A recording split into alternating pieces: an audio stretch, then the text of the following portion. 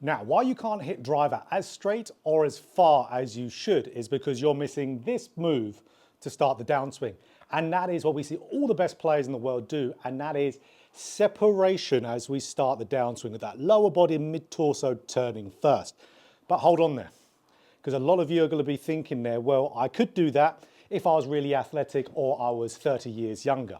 But there is ways to do this, yes, for the flexible and the athletic, which we'll get into, but also for the not so much, for the older and the more unathletic, of a different focal point you can put into your swing that will get you the same results and get you opening up that lower body and starting with that lower body first to hit those long and straight drives we see all the best players in the world do. So this is the feel here that you're going to have. So let me hit a drive here showing you. That was very nicely hit. So, okay, our feel we want to have for you older or non-athletic guys out there, because so like me, I'm very much not athletic, is yes, trying to get that lower body to open up and rotate first, incredibly difficult. So if you feel like your upper body, so middle of the chest, so let's say with a Nike logo here, if that's pointing at you for as long as I can in that start, that downswing, that's going to give that lower body time to separate and turn. Because when I watch a lot of you guys there, when you send in lessons to me on Skillist, so from all over the world, I'll see a very consistent thing for guys who don't separate. They actually move their hips pretty good when they start down, but their upper body just goes too quickly. So that's where, to get that lower body starting and get it turning nicely, you want to have that upper body to give it breathing room, to give it space to do so. So if you get that upper body pointing behind for as long as you can as we're starting that downswing, that's going to stop the upper body from rotating too much too early, which will then keep the club more on path, but more importantly, it's going to give you time for the hips to start to unwind. And they will unwind and turn as much as your body is capable of doing. So even if getting at impact, you're just a slight bit open, so where you could just see a little bit of your back left trouser pocket, that's fine. So that's where this will just give you that space and give you that time to do it. So having the middle of the chest here, point behind for as long as you can. You've got to go and try and do this. It really does help a ton. And that's going to give you a good amount of separation and some longer drives without even trying. So let's do another one here. So that'll be a good one to look at. Hit it a little bit low on the face. As we can see, carry just plummeted down, but look at the total of that, 290. So look at the shape, that lovely draw. So chest, pointing back in transition. That's all you've got to do for you older and slightly not as athletically gifted guys. So let's dive into how to do this for the more athletic guys out there. So even though I say being athletic, you don't actually really need to be athletic to do this. So I'm living proof of this. I'm a disabled golfer. I've got cerebral palsy, which affects my left side.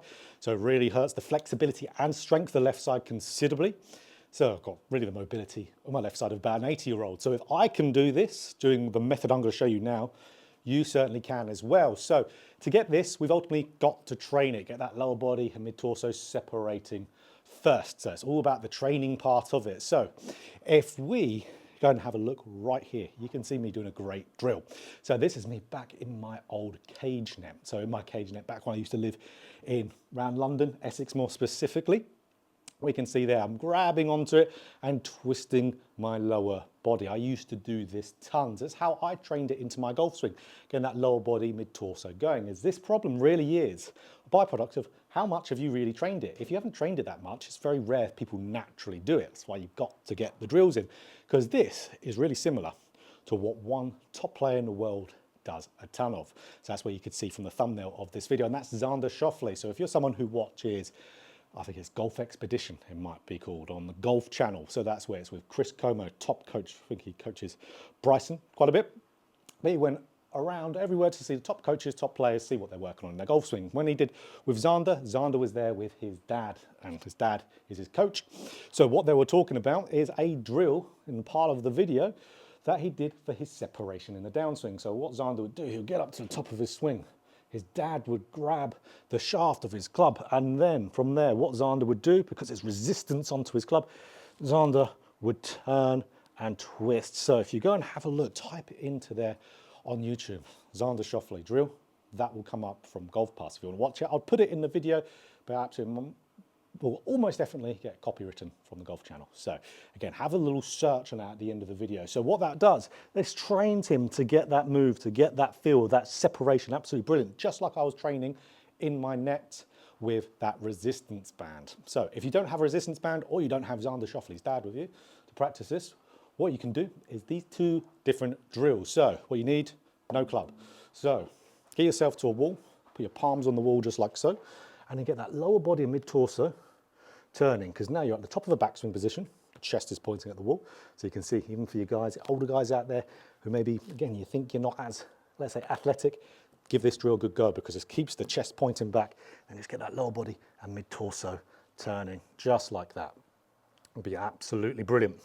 Gives you that big stretch, gives you the feeling, and you can do that at home. Just practice as much as you can. Again, you could be somewhere where you're snowed in and you could still be working on your driver a ton, because the other drill we need to do is with, again, no club. That's with your left arm, pin it across your chest and turn that lower body and mid-torso just like so.